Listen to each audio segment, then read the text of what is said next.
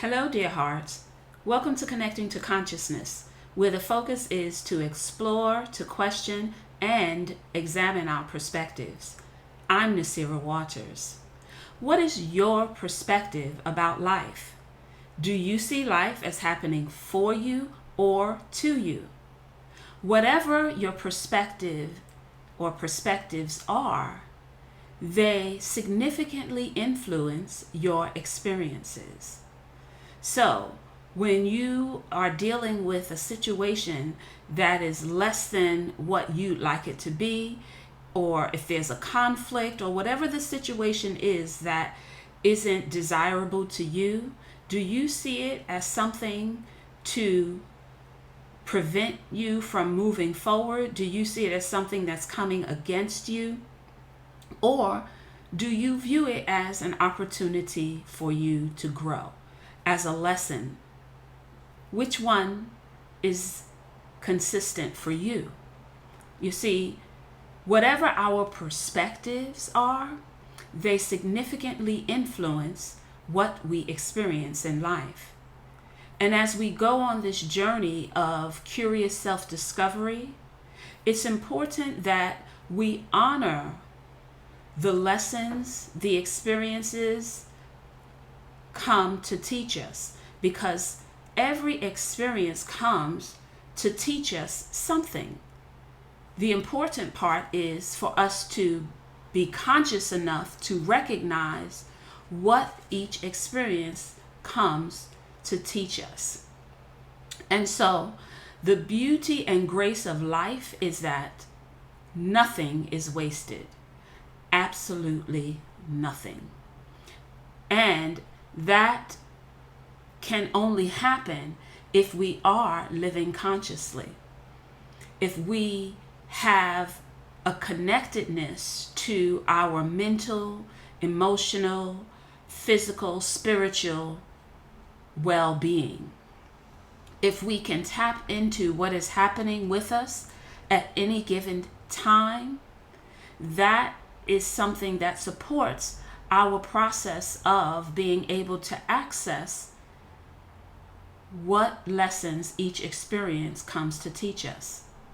Now, it isn't only important for us to be able to understand what's going on within us physically, spiritually, emotionally, but also how we show up, how that impacts others, right? Because we don't live in isolation. Now, as I stated, every experience provides us opportunities. Opportunities to know and learn more of who we are, to show up as the best versions of ourselves, to grow, to see the beauty, the inconsistencies, the paradox, all of our complexities. These are the opportunities that our experiences provide.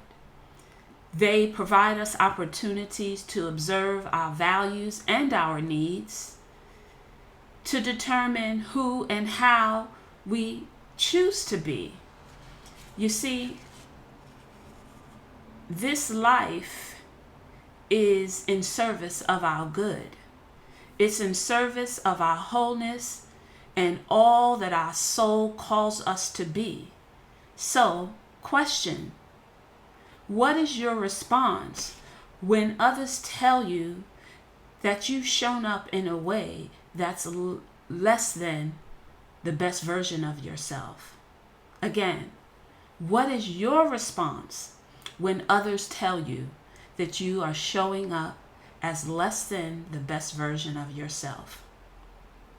Do you see it as an attack? Does arrogance or pride rise up?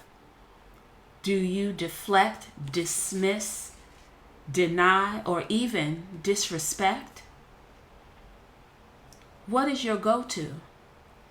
Do you deflect to move away from you? Do you bring up things about the other person versus addressing the matter at hand? Do you dismiss the individual's experience as if it has no value or it isn't valid? Do you just deny their experience of you altogether? Or do you just plain old disrespect? Whichever one it may be, it is something that as humans we go through. And my observations have been that either of those come from a place of fear. Fear shows up in various forms: deflect, dismiss, deny, disrespect, and on and on and on. So, in order for us to move away from reacting through fear, we have to shift our perspectives and understand that there are other possibilities for the experiences that we have that are less than what we desire, that are less than comfortable, that are plain downright uncomfortable, that we just don't want to deal with. And so the invitation is to consider another possibility for undesired circumstances, for uncomfortable conversations. Consider that the person is coming to you as a bid for connection. Consider that that bid for connection is an opportunity for growth.